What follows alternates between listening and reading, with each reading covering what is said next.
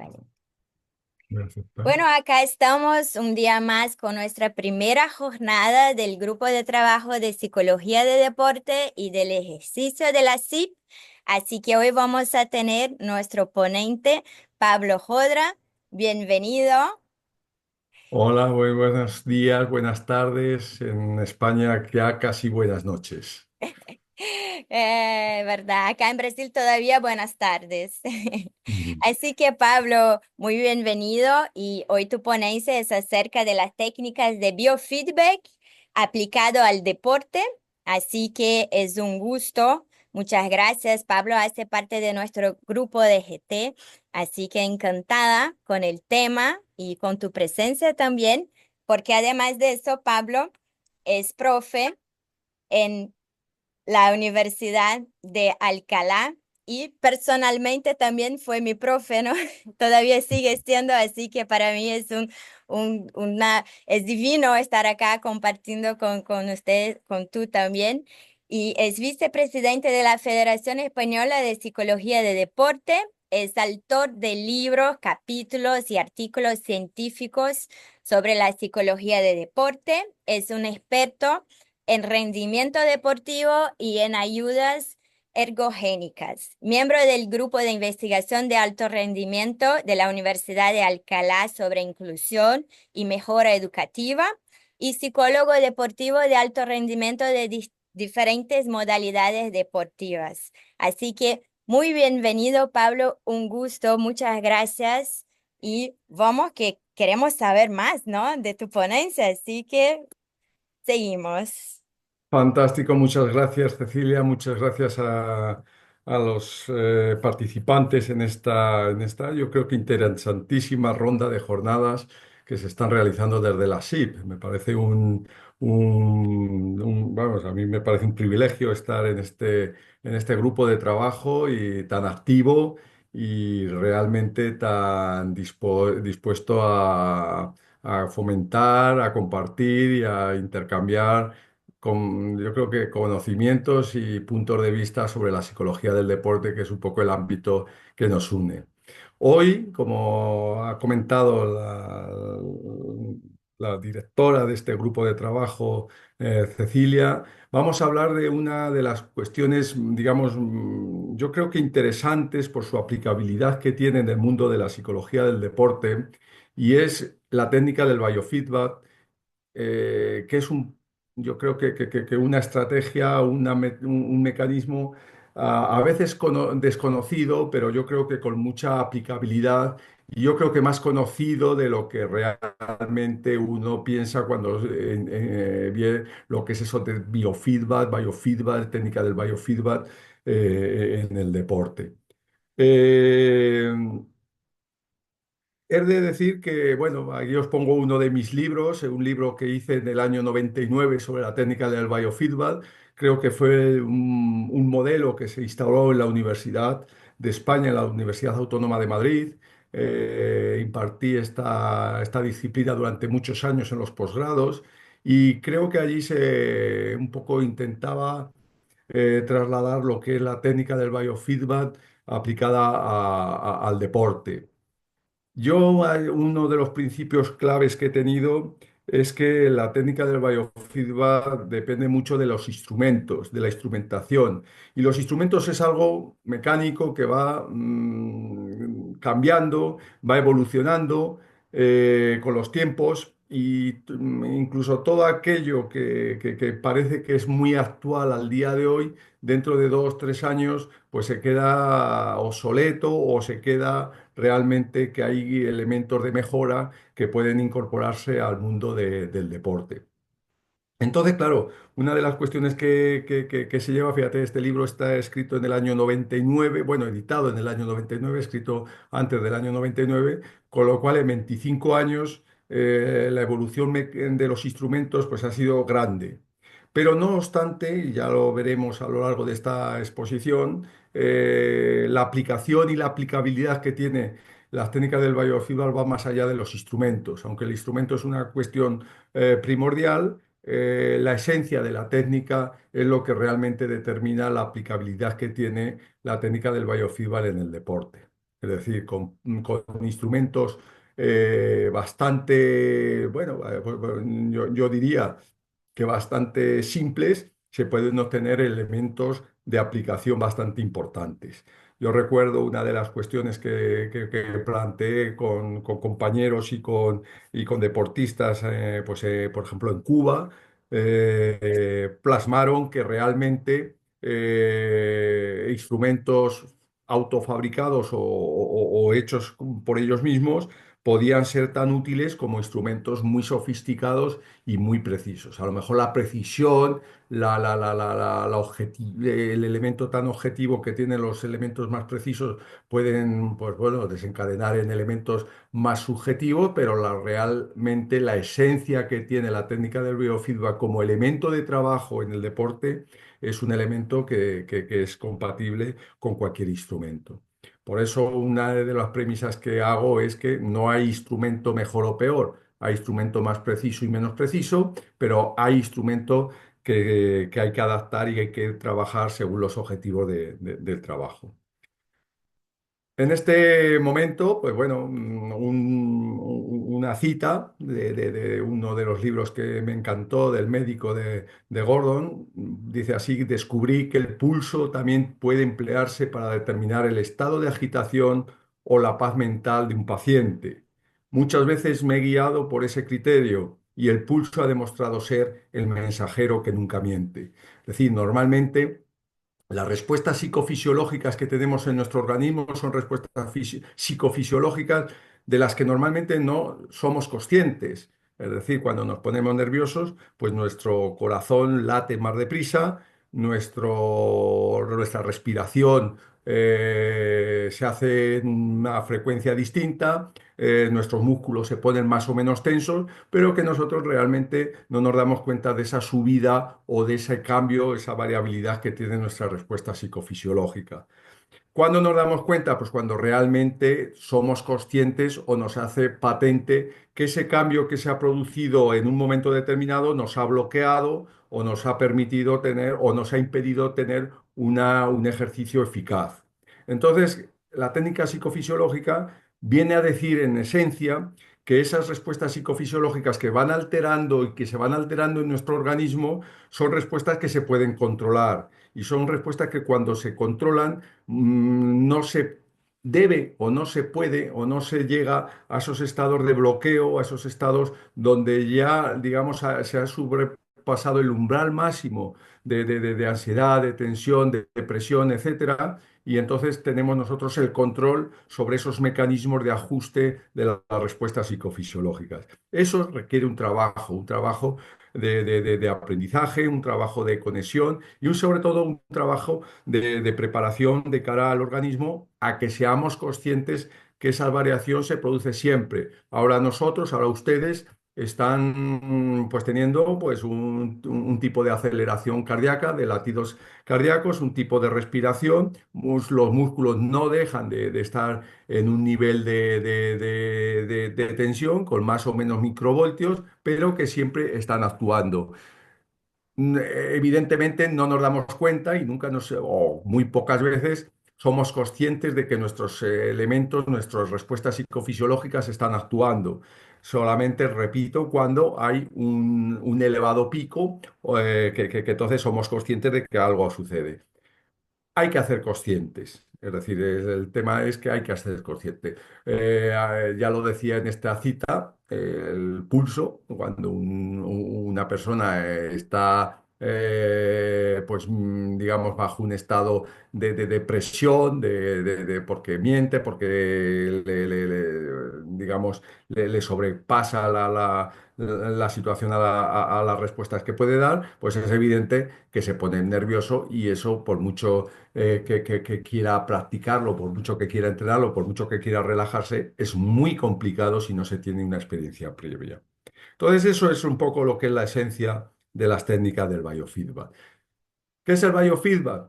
¿En qué entendemos que puede ser esa técnica del biofeedback? Pues como una definición así genérica se puede entender como aquel procedimiento por el que, mediante el uso de una instrumentación adecuada, es decir, las instrumentaciones en toda la definición clara de lo que es el biofeedback, hay una información directa, precisa e inmediata sobre aquellos procesos psicofisiológicos de los que normalmente y cotidianamente no somos conscientes. La respuesta galvánica de la piel, la respuesta miográfica de los músculos, los latidos del corazón, etcétera, son respuestas fisiológicas, psicofisiológicas que no somos conscientes normalmente, pero que permiten percibir estas actividades orgánicas y someterlas a un control voluntario. Puede ser un esquema de referencia de lo que es el feedback. El feedback lo tenemos, piense usted en un termostato, cómo controla la temperatura del hogar. Por ejemplo, si la temperatura lo tenemos fijados a 21 grados, cuando esa temperatura baje por debajo de los 21 grados, ¿qué sucede? Pues que el sistema de retroalimentación pone en marcha el sistema de calefacción. Y cuando la temperatura del aire alcanza los 21 grados, ¿qué sucede? Pues que el termostato actúa sobre el sistema de calefacción y lo apaga. Entonces, el sistema de feedback es lo que permite mantener unas consideraciones, unas concreciones de equilibrio entre lo que es la retroalimentación frecuente. Aquí tenemos este esquema donde hay un estado ideal, pues lo ponemos a 21 grados, pero este estado ideal tiene que estar comparado para el estado real y en este caso encendido o apagado. Esto es un sistema feedback muy común, muy simple. Dentro del biofeedback, pues tenemos también ese sistema de comparación, ese sistema donde aquí existe un elemento previo que son las instrucciones que se da al sujeto para que haga determinada comparación y determinada conciencia de lo que se está haciendo. Es decir, si se está trabajando el EMG, el electromiograma, se le dan instrucciones al sujeto sobre cómo tiene que relajar y cómo tiene que actuar en la relajación de los sistemas de control de la respuesta miográfica de un grupo muscular. Entonces allí el sujeto lo que hace es su señal fisiológica, a través del instrumento recibe un feedback, recibe una información de cómo está en la realidad en el momento de una manera objetiva. Y eso, el sujeto, cuando recibe esa sensación, tiene que subirlo o bajarlo en función de cómo están las instrucciones que se le han dado. Dentro ya de lo que es el proceso del biofeedback, pues bueno, hay una serie de fases que son importantes tenerlas en cuenta. Estamos hablando un poquito a nivel genérico de lo que es el biofeedback. Luego entraremos en lo que es el biofeedback en el deporte y veremos algunos ejemplos, pero hay que entender lo que es esto del biofeedback, lo que es el procedimiento y lo que es el mecanismo. Existe un primer elemento que es la detección y transformación, es decir, las señales fisiológicas son señales que a través de mecanismos adecuados pues son registradas. Son registradas como es la temperatura del corporal. Si yo me pongo un termómetro, pues me mide qué temperatura corporal tengo yo en este momento. Si mido con un sensor, un grupo muscular, pues a través de los microvoltios o me va dando un valor del nivel de tensión que se produce en el músculo en el que está el sensor. Entonces, esas son detecciones y transformaciones que se están haciendo de elementos fisiológicos que están en mi organismo a elementos de una pantalla. Esos elementos tienen que ser amplificados. Normalmente las señales psicofisiológicas son señales muy bajitas en cuanto a su intensidad. Entonces necesitan para que sean mecanismos o para que tengan un mecanismo de oscilación, necesitan ser amplificadas y necesitan ser procesadas para que yo tenga un valor real. Entonces eso se convierte en señales auditivas con un sonido o señales visuales en un display donde yo voy viendo pues el nivel de intensidad o el nivel de relajación que yo voy obteniendo. Esto es en esencia las fases que se determinan en ese proceso del biofeedback.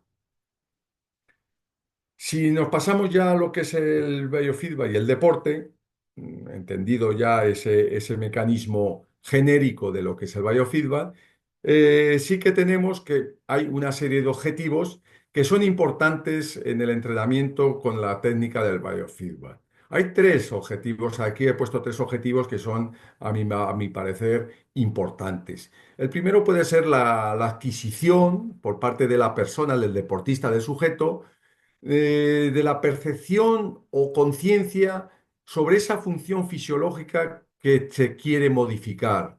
Es tomar conciencia de que pues, la relajación tiene que ver con con una disminución del latido cardíaco, de que la relajación tiene que ver con menos sudoración del GSR, de la respuesta galvánica de la piel, etcétera, etcétera, etcétera. Es decir, tomar conciencia.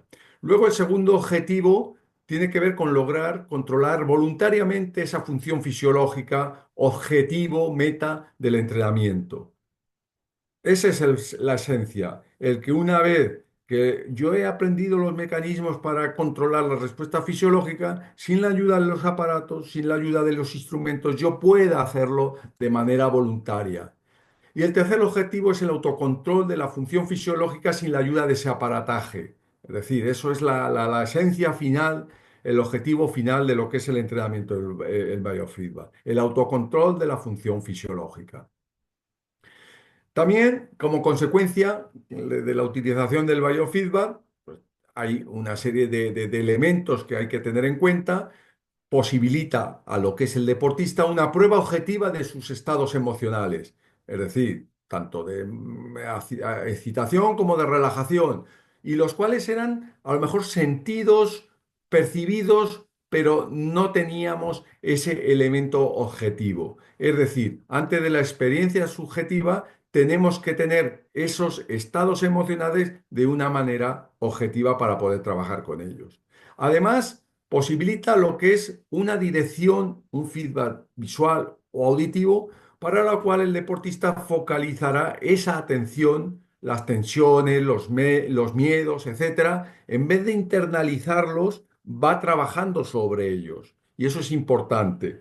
Cuando estoy viendo que mi nivel de activación está subiendo, mi nivel de presión y de tensión está subiendo, en lugar de internalizarlos e intentar bloquearlos, intentar disimularlos u ocultarlos dentro de mecanismos internos, lo que quiero es afrontar, focalizar la atención para afrontarlos y que mi cuerpo responda ante ellos con mecanismos absolutamente de control.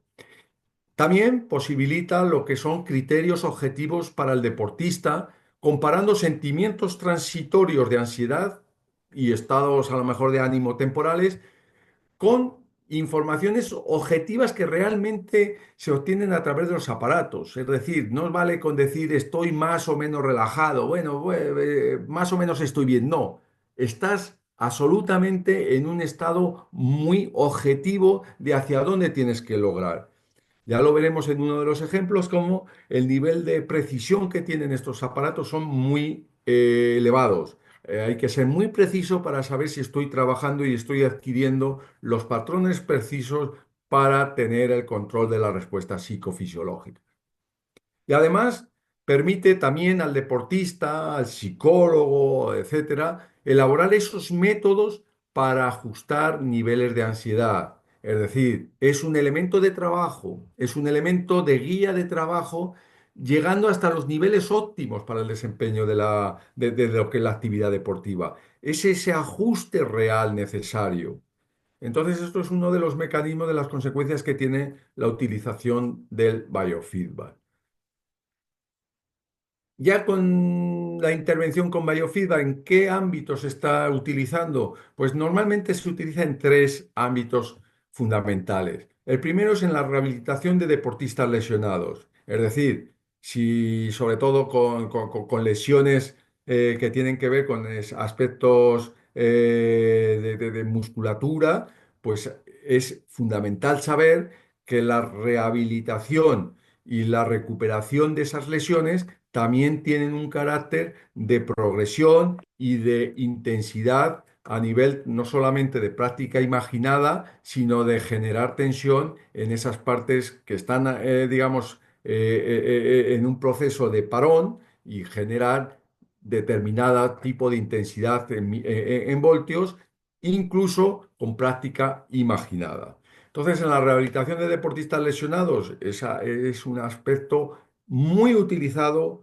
muy importante y que se está realizando de una manera muy, muy frecuente.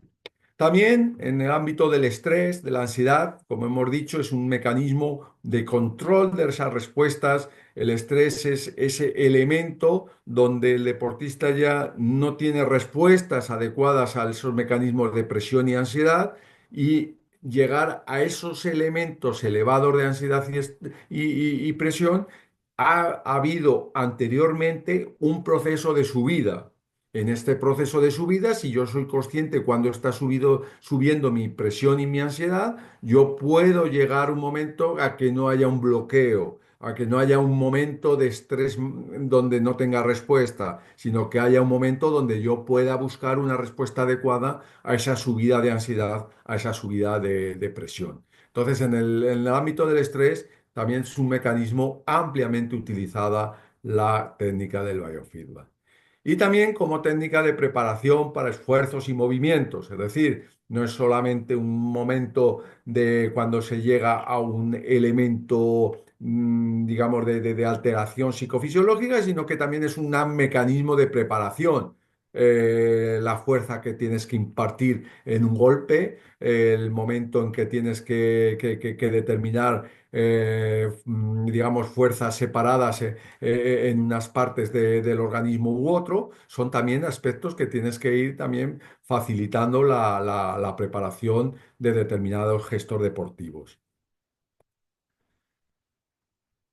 Yendo con la técnica del biofeedback, pues hay un balance, una estructura general que van con estas 6 fases, con estos 6 elementos, que es cuando entra a formar parte el mecanismo de actuación de la técnica del biofeedback. Es decir, en este proceso hay una primera parte esencial que es la evaluación inicial. Es decir, no todo vale para todos, no todos tenemos los mismos niveles. Unos tenemos unas capacidades, otros tenemos otras, unos tenemos unos mecanismos de control, otros tenemos otros. Entonces hay que saber que la técnica del biofeedback tiene que ser un mecanismo individualizado y aplicado al individuo en sí.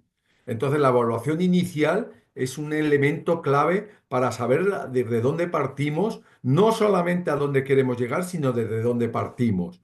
Entonces, esa evaluación inicial no solamente es eso, sino también el perfil de reactividad que tiene el sujeto ante determinados elementos, ejercicios o acciones.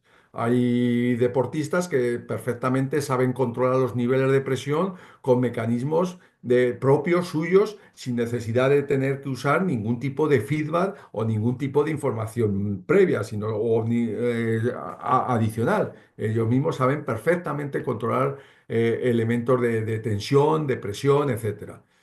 Entonces, ese perfil de reactividad también tenemos que tener conciencia de, en un elemento previo inicial, tener ese mecanismo de control.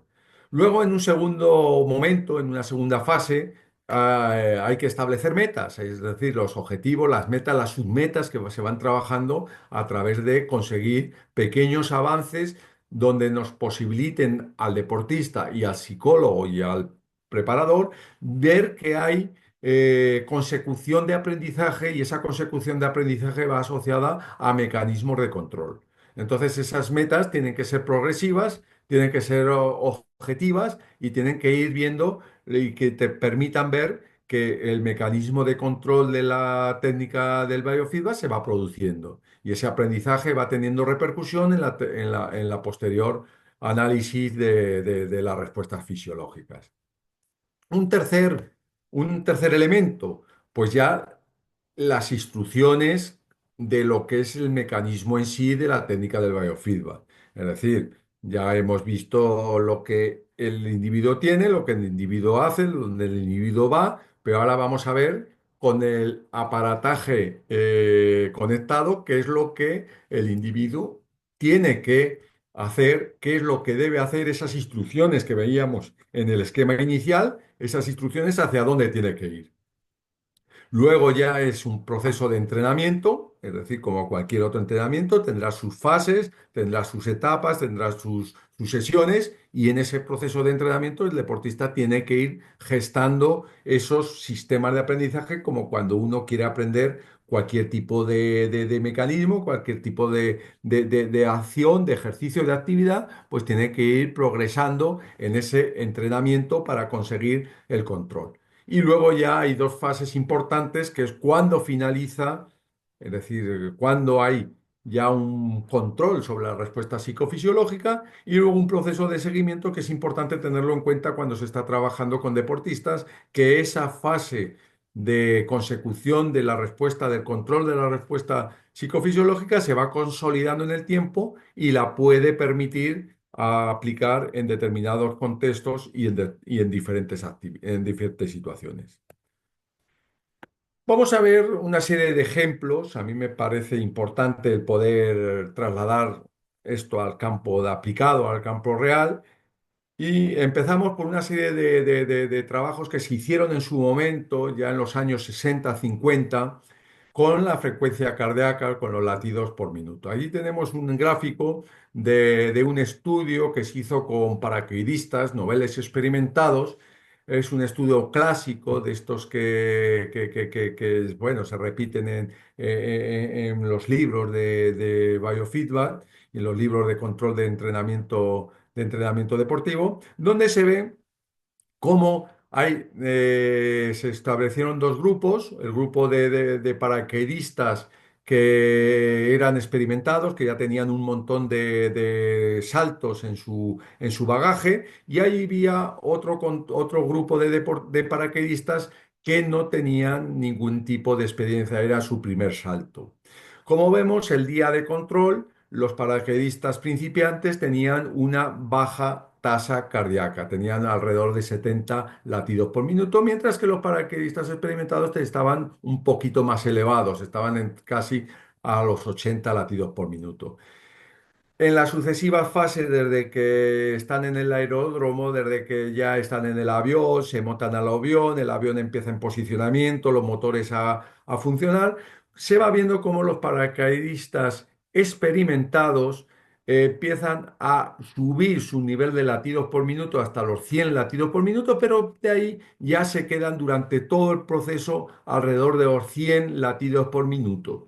Es decir, hay un proceso de bajada cuando ya los motores empiezan a funcionar, pero sigue ese elemento estable en los 100 latidos por minuto. Cuando llegan a la altura máxima, ¿qué sucede? Pues los paracaidistas experimentados tienen una bajada en su latidos por minuto. Es decir, los paracaidistas experimentados dicen esto es algo que es rutinario, que ya lo sabemos, ya lo estamos acontecidos esto y tenemos que estar bajo unas condiciones de concentración y de atención adecuadas para poder realizar un salto adecuado, sin riesgo, etcétera. Entonces, por eso mantienen el control de los latidos por minuto.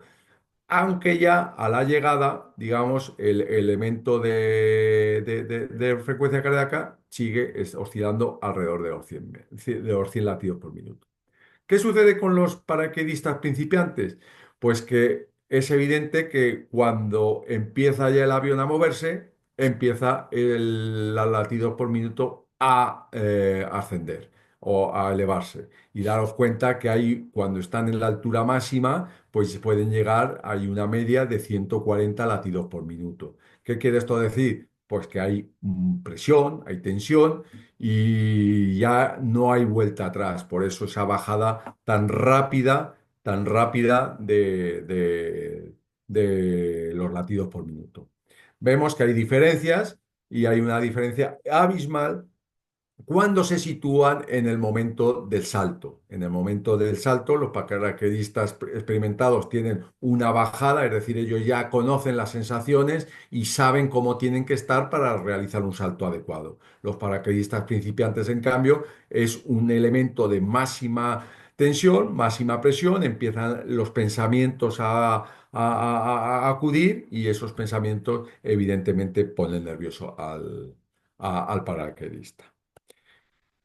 Otro estudio clásico es el Tredislego by Rodimicki sobre la satisfacción e insatisfacción en los disparos con carabina.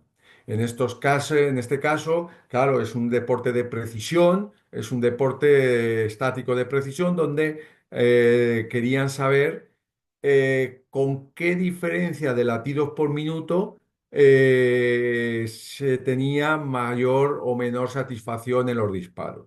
Bueno, sencillamente aquí, como hemos podido ver, cuando la tasa cardíaca aumenta entre 8 y 50 latidos por minuto, es cuando el porcentaje de disparos satisfactorios es más alto, está alrededor del 47,42%. ¿Qué es esto? Pues que me parece importante saber que hay que aumentar un poquito la tasa cardíaca pero mantenerla bajo un control que no aumente en exceso. ¿Por qué? Porque si aumenta más de los 50 latidos por minuto, vemos que los disparos que son insatisfactorios para el deportista son alrededor del 60%. Es decir, que están bloqueados y hay una insatisfacción por el lanzamiento.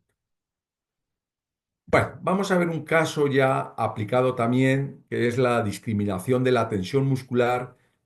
¿Qué se hizo con el entrenamiento del biofeedback del el EMG, electromiograma, durante la acción del disparo en tiro con arco? Todo nos vamos a detener un poquito porque es un trabajo que se hizo ya hace tiempo, pero muy interesante, porque queríamos ver cómo en la técnica del disparo, en este caso de arcos con poleas, tiene un disparador, como veis en la fotografía de la derecha, ese disparador tiene un gatillo que es el dedo pulgar, y ese dedo pulgar en el momento en que toca el gatillo, la flecha salta o sale disparada. Entonces, ¿qué sucede? Daros cuenta en el brazo de armar, en el brazo de sostener el arco, la tensión tiene que ser máxima.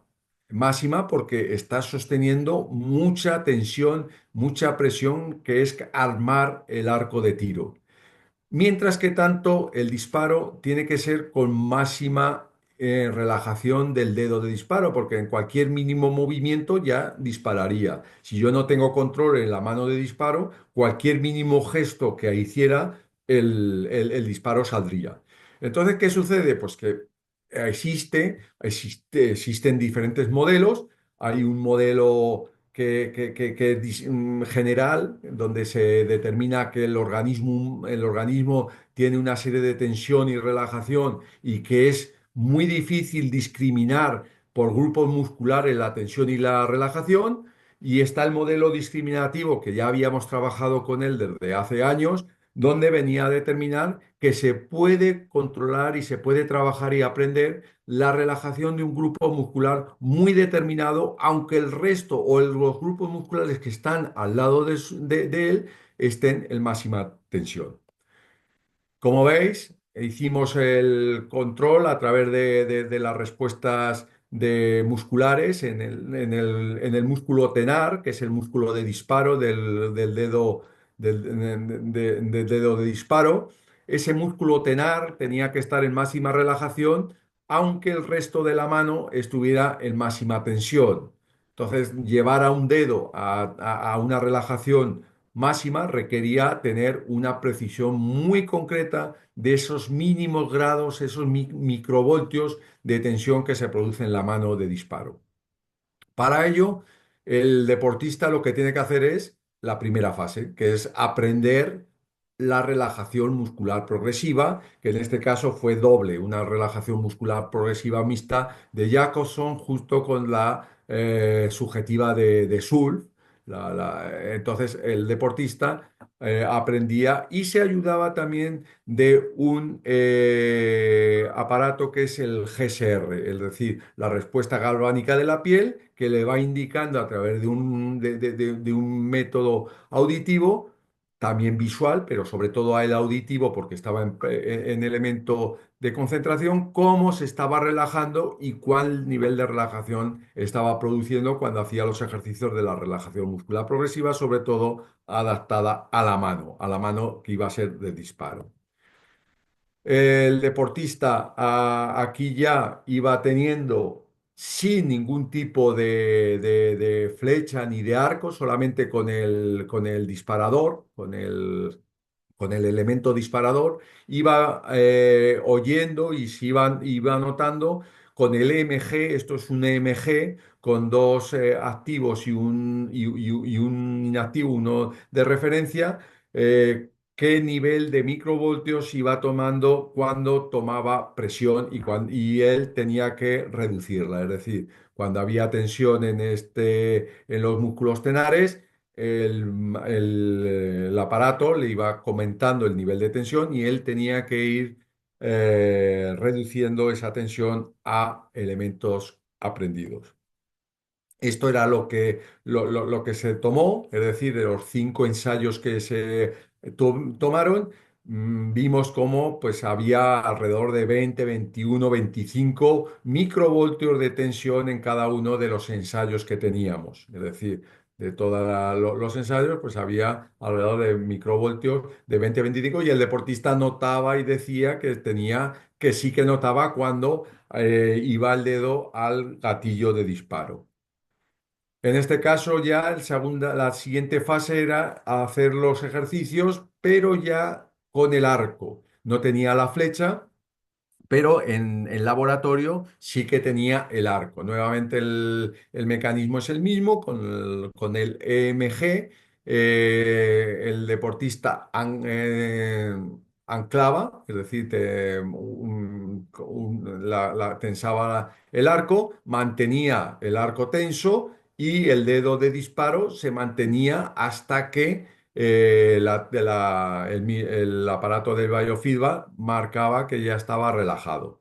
Entonces esto era lo que teníamos, es decir, de los veintitantos, 25, 24 microvoltios de tensión que había, ya en el último ensayo, ya el deportista notaba que el disparo se producía sin que él fuera consciente del disparo, es decir, con máxima relajación. Tocaba el disparo prácticamente en estado de relajación. Son 5, 6, 8. Ahí teníamos el nivel adecuado, el objetivo adecuado a donde teníamos que trabajar y a los que teníamos que incorporar esa meta al trabajo posterior. Es decir, 6, 7, 8 microvoltios para que el deportista ya tuviera un asentamiento de que había un disparo en estado de relajación. En próximos ensayos igual ya se precisaba más y se vio que el deportista sí que había interiorizado ese mecanismo de relajación, y ese mecanismo estaba acomodado entre 5, 6, 7 microvoltios, 8 microvoltios, que era un estado adecuado de máxima relajación. En una siguiente fase ya bajábamos a la sala y ya se hacía con las flechas, es decir, ya se hacía en el disparo normal de tiro con arco, pero veis que está conectado nuevamente al MG, o sea, el ritmo y el mecanismo es el mismo, pero ya en acciones reales con disparo con flecha. Aquí, daros cuenta que en el primer ensayo que se registró, volvían otra vez a aparecer los niveles de tensión que habían aparecido al principio, es decir, 25, 30, incluso algunos muy por encima de lo que era. Pero estos niveles de tensión que aparecían al principio, ya en el cuarto ensayo, ya se iban agrupando en niveles óptimos de relajación, en niveles óptimos de disparo. Y ya en las siguientes etapas ya hemos visto cómo esos niveles estaban absolutamente grabados y absolutamente aprendidos, y ya el deportista tenía ese seguimiento claro de que los disparos se estaban produciendo ya con niveles de tensión del del tenar, del dedo de disparo, adecuados. Aquí hicimos un seguimiento específico donde el deportista tenía que ver qué valor creía él por su experiencia que tenía de manera subjetiva que había dado cuando había disparado. Y al lado está el valor real que tenía. Como podéis ver, son valores muy semejantes, muy directos, en el cual nos venía a asegurar o a objetivar que el deportista no solamente había aprendido lo que era el sistema de control de la respuesta de tensión del grupo de disparo, del dedo de disparo, sino que además lo podía llevar a cabo de una manera activa y de una manera clara en su actuación. Bueno, aquí es el gráfico de la evolución. Como vemos, el nivel de tensión que se situó en la línea base entre 8 y 9 microvoltios. Hubo un momento aquí de subida que coincide con la entrada del elemento flecha. Ya sabéis que para un arquero la flecha es el elemento clave para él, es decir, la flecha determina si acierto o erróneo. El arco puede estar más o menos ajustado, el arco puede ser más o menos de una manera, pero es la flecha la que me determina la nota que yo voy a tener. Tengo un 10, tengo un 9, tengo un 8. Eso es lo que determina la nota. Entonces, la entrada de un elemento como es el arco tan decisivo y tan determinante para un arquero, pues sí que es un elemento bastante presionante y es un elemento que generó ese elemento de tensión. Pero que el individuo, en este caso el deportista, sí que lo tenía muy aprendido y como vemos en la siguiente fase ya estaba ajustando y disparando en función de esos niveles de tensión y de presión. Bueno, este deportista consiguió el récord del mundo de tiro con arco. Bueno, y bueno, vamos rápidamente a otro caso que me parece también importante. No quiero alargarme mucho en los casos porque es importante, pues luego digamos, el momento de intercambiar información y de preguntas, etcétera, que me parece muy, muy, muy interesante. Pero hay otro caso también interesante que hicimos con la práctica imaginada durante, pues, la competición en saltos de trampolín donde también la entrada de los mecanismos de biofeedback fueron determinantes para, digamos, trabajar en este caso con salto de trampolín. El salto de trampolín, ya sabéis, es un deporte también de precisión que necesita muchos elementos de gestión de la coordinación, de hacer mucha práctica imaginada, tanto antes como y durante el salto, para saber cómo es el proceso de ejecución correcta, puesto que una mínima variación puede alterar bastante el salto y que determina muy mucho lo que es el proceso de preparación. El salto de trampolín necesita sobre todo elementos de práctica imaginada. La práctica imaginada es uno de los pilares fundamentales en los que se sostiene tanto la incorporación como luego, lo repito, la ejecución en el proceso de saltos. Y ya no digo cuando se hacen saltos por pareja. Cuando se hace el salto por pareja, pues es evidente que ese proceso se multiplica, puesto que los elementos de referencia, los puntos de referencia que se tienen, son puntos de referencia que no estás contigo mismo, sino que también están puntos de referencia del compañero. Entonces, la práctica imaginada, que es un elemento que se hace constantemente, aquí lo que se hacía era también trabajar a través del GSR, de la respuesta galvánica de la piel, donde el deportista trabajaba los movimientos y los gestos del salto de trampolín, también en práctica imaginada, midiendo lo que era los giros, el tiempo, etcétera. Aquí lo que consistía era que el deportista en sus modelos de salto, daros cuenta que en saltos de trampolín hay diferentes tipos de salto y depende de qué tipo de salto tiene una u otra variedad. En los saltos, el deportista tiene que girarse, moverse, orientarse y entrar en el agua, y cuando toca el agua es cuando para el tiempo. Entonces, el tiempo es fundamental determinarlo para saber si está haciendo una práctica imaginada adecuada o se ha perdido o va en otro tipo de velocidad. Entonces allí trabajábamos la velocidad de entrada en el agua para ver cómo los gestos una vez que se había grabado el salto de manera real, cómo los gestos se podían producir en práctica imaginada. Bueno, estos son los saltos, sensaciones que producen los saltos y el tema de la entrada en los saltos como parte fundamental de la práctica imaginada. Pues nada, mucho que es fundamental el aprender técnicas como esta y me parece una oportunidad la SIC que nos ha brindado para esto. Gracias a todos ustedes y ahora, pues bueno, creo que con la intercambio de información podemos Ser profe, investigador es otro tema, ¿no? Porque ahí ya está todo tan bien explicado, todo bien hecho, que dudas es como, me gustaría estar ahí para hacer los experimentos también.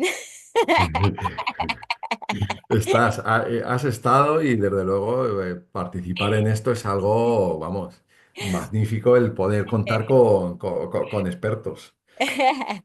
Y así lo es tú.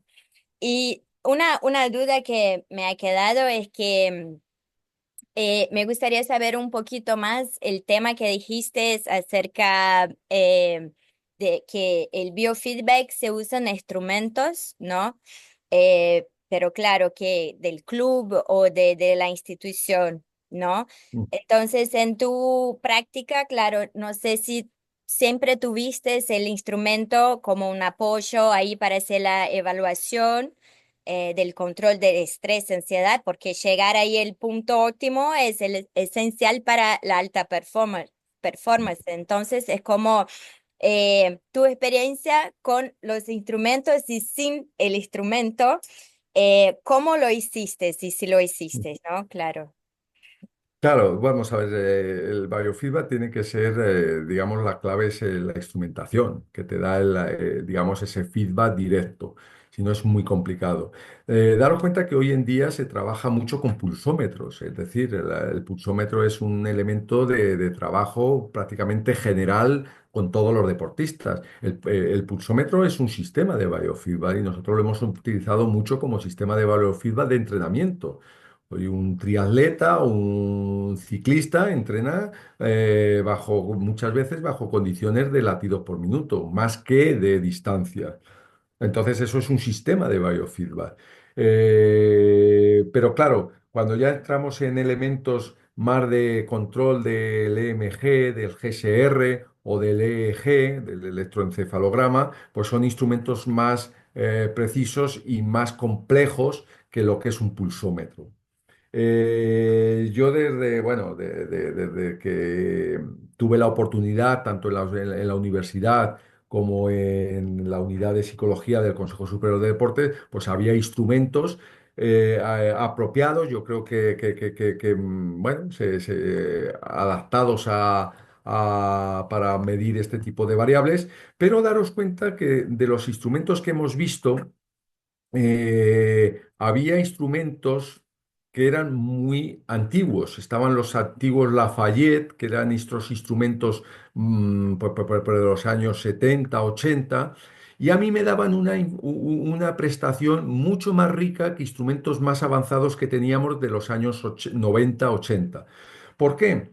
Pues porque eran instrumentos que daban un feedback muy específico, lo que decíamos, un sonido muy específico, que nada más era un sonido y una barra que iba de un lado a otro. Y ya estaba. Y no había una precisión exquisita para saber qué nivel exacto por ejemplo, de respuesta galvánica de la piel había, sino que era una aproximación directa que te estaba relajando. Entonces, los deportistas preferían esos instrumentos que no eran tan precisos, pero que sí que les daban un modelo de entrenamiento. Por eso decía que no es cuestión de tener instrumentos súper sofisticados para saber esto. Quizá para la investigación sí. De hecho, para la investigación, pues hay que tener un elemento que te dé la información precisa. Si tienes 10 microvoltios y necesitas 8 microvoltios, pues tienes que ver cómo se rebajan 2 microvoltios. Entonces, para la investigación quizás sí que es necesario tener esa instrumentación. Están los típicos polígrafos, que no sé si en América se utiliza como el detector de mentiras. Aquí era muy famoso el polígrafo como detector de mentiras, pero que no es ni más ni menos que la asociación de diferentes respuestas fisiológicas que se convalidan para tener un estado interior y una afección hacia unas respuestas. Entonces, los instrumentos de precisión, ¿para qué sirven? Para investigar. Yo creo que eso es importante. Hay instrumentos muy precisos, muy avanzados, ya con Bluetooth que pueden llevarse incluso a las competiciones, a las propias actuaciones deportivas y que te permiten tener datos muy, muy fidelignos de lo que está pasando. En cuanto a la preparación y a lo que es el entrenamiento, yo creo que hay datos tan precisos no son, bueno, para mí no son tan eficaces. Son eficaces instrumentos que te permitan ver que tú estás avanzando hacia un elemento de consecución de objetivo. Y ese tema que dijiste es el tema que hay una, claro, hay una evaluación con el instrumento, luego hay las metas, ¿no? Y hay uno más y luego el entrenamiento, ¿no? En la Sí, secuencia que pusiste. Y cuanto al entrenamiento, ¿cómo es un poquito, si puedes decir un poquito más, porque vi ahí en las fotos que pusiste toda la secuencia?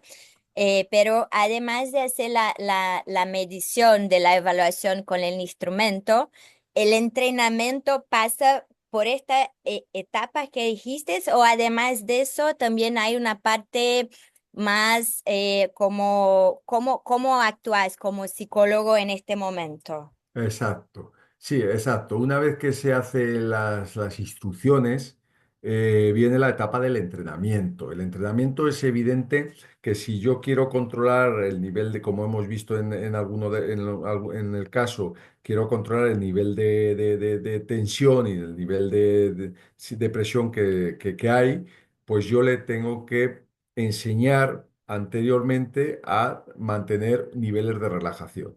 La relajación normal, el individuo, el deportista en este caso, tiene que aprender a relajarse.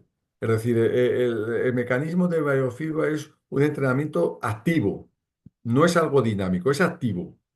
El deportista tiene que ir haciendo cosas. En práctica imaginada, el deportista tiene que crear y recrear lo que es la actuación del deporte. Y eso es un entrenamiento.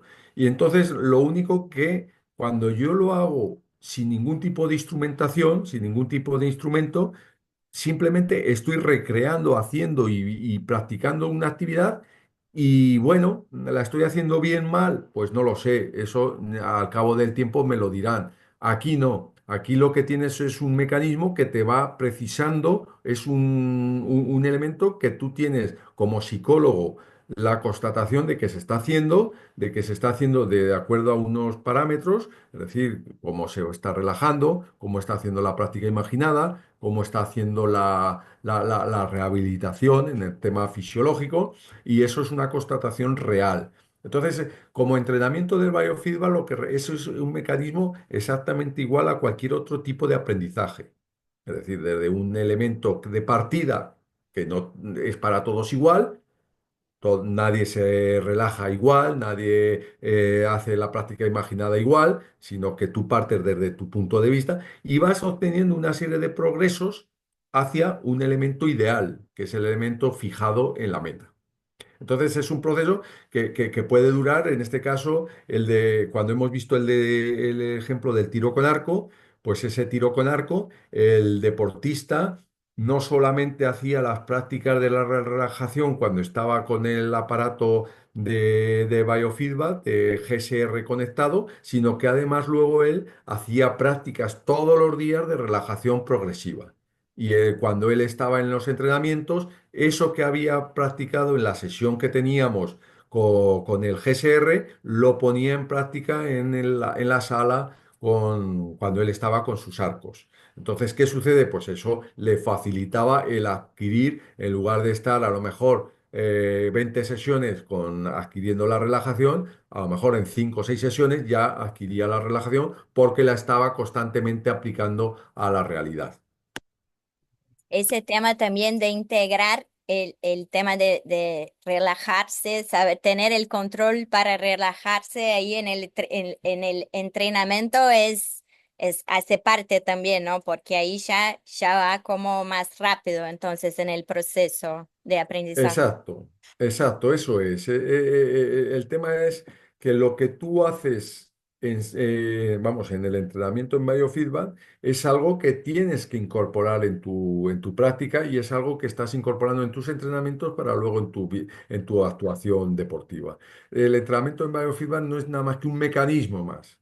Es el mecanismo de control que tú tienes para determinadas respuestas fisiológicas, psicofisiológicas que intervienen en la actuación deportiva y que muchas veces no tenemos respuesta a ello. Cuando yo me bloqueo a la hora de hacer una ejecución, estoy bloqueado. ¿Por qué? Porque me he puesto nervioso, no he sabido hasta dónde me he puesto nervioso, no he sabido compensar esos nervios y me he bloqueado. Entonces, ¿qué ha sucedido? Pues que ya la ejecución ha sido incorrecta. ¿Por qué? Porque estaba bloqueado, no he tenido fluidez a nivel mental y no he podido ejercer, no he podido ejecutar la acción correcta. Estaba lo que se dice bloqueado. Aquí, ¿qué sucede? Pues como te van enseñando esos progresos, esas progresiones que se producen y tú tienes el control de esas respuestas fisiológicas en el momento en que, por ejemplo, cuando hemos visto el tiro con carabina, en el momento en que estaba llegando a los 48, 49 latidos por minuto, pues ya el organismo te decía a parar, hay que parar, hay que parar, hay que hacer algo porque como pase de 50 ya sabes que hay un bloqueo o que la insatisfacción es superior. Entonces es enseñarle al organismo, al cuerpo, a que hay señales que te van diciendo cómo te encuentras. Y esas señales las tienes que controlar. No vale con ponerte un pulsómetro y que te vaya pitando. Eso sí que es un mecanismo de esto, pero no solamente hay un agente externo que te vaya diciendo cómo te encuentras, sino que interiormente tu cuerpo también puedes funcionar para que te vaya dictando cómo te encuentras y qué es lo que tienes que hacer cuando esos desajustes se van produciendo. Vino, así que, como dijiste, entonces todo este tema son individuales, ¿no? Porque a cada uno le toca, no un punto, no uno aprende más rápido, otro más despacito, ¿no? Exacto, exacto. Hombre, vamos a ver, hay respuestas generales cuando, por ejemplo, hay una frustración, es decir, hay un equipo de fútbol, nos han metido un gol, cuando estábamos atacando, nos meten un gol en contra, pues hay una frustración general. La frustración general que conlleva, pues a uno le conlleva rabia, a otro con más presión, a otro, digamos, elementos negativos que hay que intentar controlar. Pero que el nivel y el mecanismo de control es independiente y es individual para cada uno. Uno a lo mejor esa rabia la puede transformar inmediatamente en motivación para acudir al ataque. A otro, ese proceso de que te hayan metido un gol, pues a lo mejor lo que conlleva es a tener que reflexionar y analizar qué es lo que hemos hecho mal y porque yo soy a lo mejor un medio que tengo que armar el juego y necesito analizar qué es lo que nos está fallando porque hemos armado el juego bien y no hemos conseguido. A un trocker defensa, analizar qué es lo que hemos fallado, por qué, dónde ha venido el punto débil y entonces tener que reestructurar la defensa. Es decir, cada uno actúa ante una misma situación de diferente manera. Y ante una actuación de diferente manera, aunque sean genéricas, es decir, aunque sean mecanismos muy parecidos, porque es pues, ansiedad, miedo, frustración, presión, todos elementos negativos, uno tiene mecanismos para reaccionar ante ello y esos mecanismos son lo que uno lleva dentro o lo que uno aprende a realizar.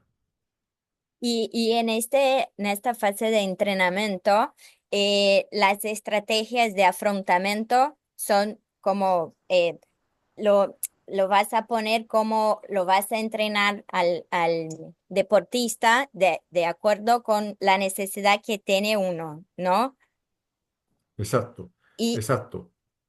Y una pregunta es que tú ya has investigado el tema de las estrategias de afrontamiento y el punto óptimo, si hay como relación o correlación con la personalidad y con la modalidad que el deportista está ahí practicando. Exacto, eso es un poco las palabras clave.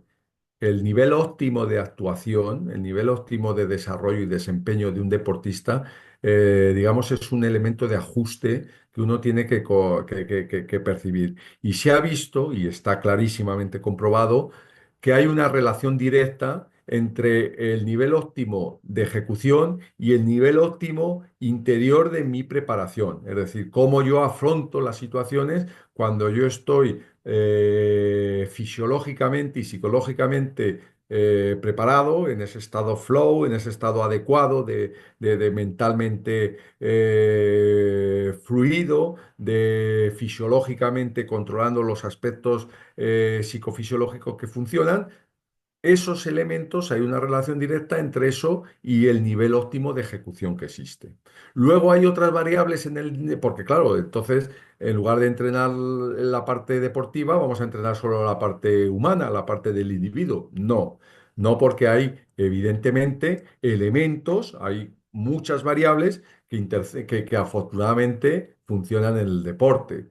Y la principal, ¿cuál es? El rival. Si hay un rival que lo hace mejor o que tiene más capacidad para reaccionar en esos momentos y lo está haciendo mejor que yo, que mis capacidades, pues simplemente no me queda nada más que felicitarle y la próxima vez buscaré la alternativa que en mi estado ideal, en mi estado máximo de ejecución, junto con el estado adecuado de poder hacer lo mejor que pueda, pues te pueda o le pueda vencer en la próxima vez. No queda que felicitar y pasar al análisis y a la progresión. Claro, así es el deporte, ¿no? Exacto, es que el deporte tiene eso, ese elemento adecuado que muchas veces sí que es cierto que cuando yo estoy bien preparado y estoy perfectamente disponible y dispuesto a afrontar una situación deportiva al máximo rendimiento, pues yo sé más o menos dónde están mis límites y sé más o menos controlar los límites de mis rivales y los límites de mis compañeros. Entonces, tengo más o menos la guía. Pero afortunadamente el deporte es un elemento donde hay muchas otras variables que pueden interaccionar y que una vez que interaccionan, el resultado y el rendimiento, bueno, pues puede ser mucho más variable. Claro, el resultado nunca tenemos control, ¿no? Y sí, sí tenemos, es de uno, del deportista, ¿no? Y una pregunta, la actuación del biofeedback con equipos, ¿lo haces como individuales y luego le informas a todos? ¿Cómo funciona el trabajo del psicólogo con equipos? Sí, el trabajo en biofeedback es individual. Cuando se trabaja en equipo, se trabajan en sesiones individuales.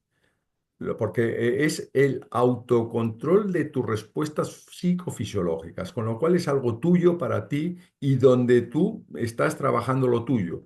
Es como el trabajar, el hecho de que te vas a peinar de una manera o te vas a peinar de otra.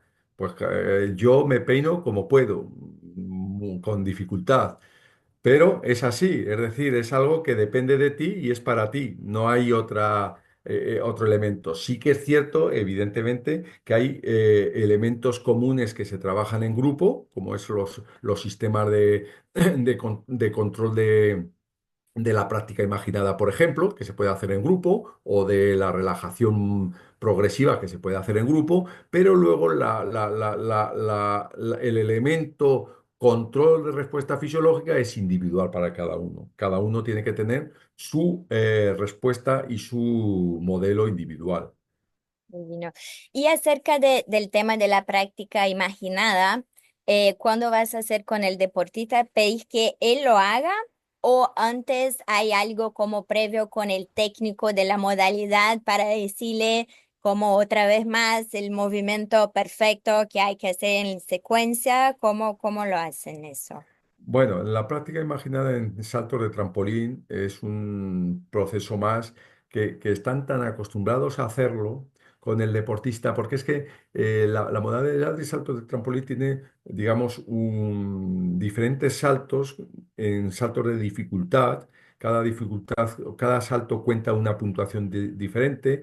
Cada deportista tiene, digamos, su relación de saltos más o menos concreto y con esa relación de salto la tiene muy interiorizada. Es decir, al final el deportista salta por sensaciones, pero para grabar esas sensaciones tiene que hacer muchas prácticas en seco, que se llama, es decir, en práctica imaginada. Esto se hace con el técnico y se hace con el psicólogo. El psicólogo ayuda a trabajar la técnica y esa técnica de práctica imaginada es la que le permite tener mayor carga de entrenamientos que simplemente con la parte técnica de tanto en seco como en agua. Entonces allí el psicólogo lo que hace es enseñar la técnica, ver la técnica, controlar la técnica y seguir la técnica. Y al biofeedback lo que le permite o lo que permite es tener precisión de que la técnica se está llevando de una manera adecuada. Es decir, aquí date cuenta que son décimas de segundo. Si uno se pone a dar tres vueltas allí, pues a lo mejor tarda 10 o 12 segundos en dar una vuelta. Cosa que es una cosa estratosférica. Si yo diera 10 segundos vueltas, pues sería pues, un pájaro volante. Entonces, no, la esencia es que tenga la misma capacidad de entrada en el agua, los mismos giros y las mismas estructuras que fuera en real. Y allí la presencia del psicólogo es fundamental. Claro, siempre tenemos que trabajar, por lo menos, ¿no? Con el técnico, además del atleta, ¿no? Es siempre interdisciplinar, por lo menos, ¿no? Eso siempre, siempre, siempre, cuanto más interdisciplinar y multidisciplinar se trabaje, más rico es el resultado y para mi modo de ver, más eficaz es la intervención de todos. Divino. Ay, muchísimas gracias. A mí me encantó. Y me gustaría saber, a la gente que quiera saber acerca de tu libro, ¿este todavía está disponible? ¿Cómo es? Pues no lo sé si está disponible. Es un libro que salió hace 25 años y no lo sé. Yo desde luego, si en alguna ocasión que tengamos oportunidad de estar, en algún encuentro que hagamos, desde luego intentaré buscarlo e intentaré llevar algunos ejemplares para que los tengáis. Es decir, son libros que ya están, a lo mejor, este libro en concreto, ya lo he dicho al principio, la técnica de biofeedback basa en instrumentales. Estos instrumentales ya están, digamos, muy avanzados en cuanto a metodología y en cuanto a estructura mecánica y en cuanto a todo tipo de elementos. Entonces, claro, la esencia sí que sigue siendo la misma, el producto sigue siendo el mismo, lo que pasa es que el mecanismo para conseguir esos productos pues va cambiando. Entonces ya intentaré en algún momento, que seguro que vamos a compartir momentos y encuentros, el llevaros y el tener acceso a ellos. Divino. Y decime una cosa más para cerrarnos acá. A los profesionales que están ahí trabajando en psicología de deporte y que les gustaría tener como un curso o acceso al biofeedback, ¿qué les diría a ellos? Y además de eso que dijiste, ¿no? Que los instrumentos cambian y todo, entonces, ¿cómo podrían actualizarse y hacerlo eso para implementar en sus clubes o con los deportistas? Sí, bueno, formarse en biofeedback, pues sí que hay modelos genéricos, porque el biofeedback no es solo del deporte, el biofeedback es de la clínica. Hay modelos de biofeedback dentro de la psicología clínica y de la medicina que están trabajándose constantemente. Hay formación en técnicas de biofeedback general, no solo al deporte, y yo diría que si alguien está interesado, lo que es importante es saber la utilidad que le va a sacar a estos instrumentos para la hora de invertir, a la hora de comprar instrumentos. Es decir, o se tiene accesibilidad porque perteneces a un grupo de investigación, a un laboratorio, a una clínica, etcétera, y entonces puedes tener accesibilidad y entonces la formación sería más a la utilidad que tiene el aparataje, o si no, tendrías que ver qué utilidad le puedes afrontar a estos instrumentos para poder hacerlo. No es difícil, ya lo digo, es un mecanismo muy sencillo de aplicar, muy sencillo de llevar. Lo que hace falta es simplemente tener la suficiente, yo creo que suficiente tiempo como para dominar la técnica. Y la técnica solo se domina cuando se maneja. Es decir, a nivel teórico, pues bueno, sí puedes manejar el GSR, puedes manejar el electroencefalograma, puedes manejar muchas técnicas a nivel teórico, pero cuando eso lo llevas a la práctica, es la parte práctica la que te permite tener el dominio de ello. Entonces, claro, repito, una de las cuestiones importantes es esa doble vía. ¿Qué utilidad le voy a sacar? Y por otra parte, en ese sentido, si yo hago una inversión, que hasta dónde voy a poder, digamos, a asegurar que esa inversión es rentable. Divino, divino. Muchas gracias, Pablo. Muchas gracias. Vamos a dejar acá también un enlace para la gente que quiera interagir y sacar dudas también. Así que vamos a dejar este espacito acá también. Y la gente que quiera, Jodra está en España, ¿no? Así que quien quiera hablar con él y entrar en contacto también, no vamos a estar disponibles. ¿Sí? Un placer, Cecilia, como siempre, y a todos ustedes, pues encantado de poder por lo menos, el poder participar con expertos como ustedes. Así que un placer y espero vernos muy prontito. Muchas gracias. Un besito. Chao. Chao.